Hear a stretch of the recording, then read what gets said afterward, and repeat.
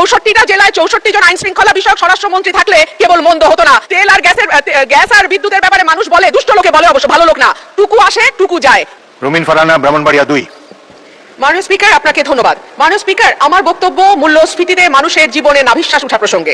180 দিনের অগ্রাধিকার তালিকার মধ্যে এই সরকারের প্রথম 3টি কাজের একটি ছিল আইন শৃঙ্খলার উন্নতি, 2 নম্বরে ছিল দ্রব্যমূল্য নিয়ন্ত্রণ এবং 3 নম্বরে হলো জ্বালানি খাতের নিশ্চয়তা। মাননীয় স্পিকার, আইন শৃঙ্খলা পরিস্থিতি নিয়ে কথা বলতে গেলে মুশকিল হচ্ছে আমাদের আইন শৃঙ্খলা সংক্রান্ত যিনি স্বরাষ্ট্রমন্ত্রী আছেন তিনি হয় ব্যঙ্গ করেন আর না হলে বাকচাতুর্য দিয়ে পুরো বিষয়টিকে ঢেকে দিতে চান। কিন্তু সাধারণ মানুষের সঙ্গে কথা বললে মাননীয় স্পিকার জানা যায় যে বাংলাদেশে পররাষ্ট্র মন্ত্রণালয়ে যেমন 3 জন মন্ত্রী আছেন, 64টা জেলায় 64 জন আইন শৃঙ্খলা বিষয়ক স্বরাষ্ট্রমন্ত্রী থাকলে কেবল মন্দ হতো না বাংলাদেশের আইন শৃঙ্খলা পরিস্থিতির এতই ভালো অবস্থা। আর মাননীয় স্পিকার, জ্বালানি নিয়ে আর কি বলবো, তেল আর গ্যাস আর বিদ্যুতের ব্যাপারে মানুষ বলে, দুষ্ট লোকে বলে, অবশ্য ভালো লোক না, টুকু আসে টুকু যায়, এই আসে এই যায়, কতক্ষণ থাকে তারা নাকি বুঝতে পারে না।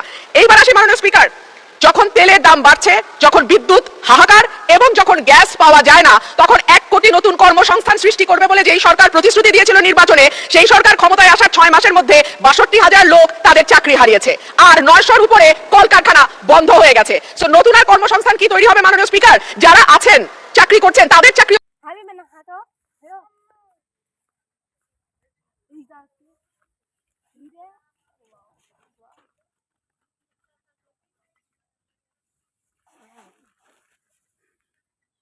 Vale.